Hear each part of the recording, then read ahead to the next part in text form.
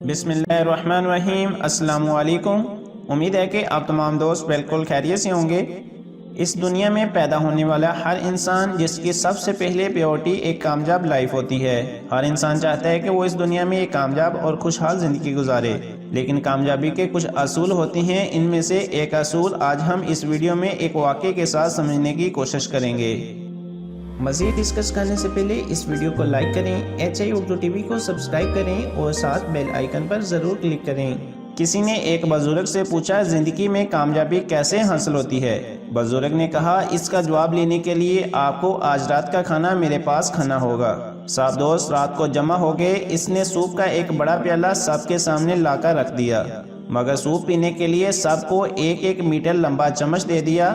وہ سب کو کہا کہ آپ سب نے اپنے اپنے لمبے چمچ سے سوپ پینا ہے۔ ہر شخص نے کوشش کی، مگر ظاہر ہے ایسا ممکن نہیں تھا۔ کوئی بھی شخص چمچ سے سوپ پینے میں کامیاب نہیں ہو سکا اور سب بھوکے ہی رہے۔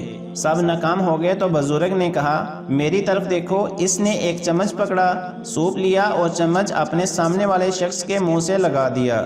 اب ہر شخص نے اپنا اپنا چمچ پکڑا اور دوسرے کو سوپ پلانے لگا۔ سب کے سب بہت خوش ہوئے۔ سوپ پینے کے بعد بزرگ کھڑا ہوا اور بولا، جو شخص زندگی کے دسترخوان پر اپنا ہی پیٹ پالنے کا فیصلہ کرتا ہے وہ ہمیشہ بھوکا ہی رہے گا، اور جو شخص دوسروں کو کھلانے کی فکر کرے گا وہ کبھی بھوکا نہیں رہے گا۔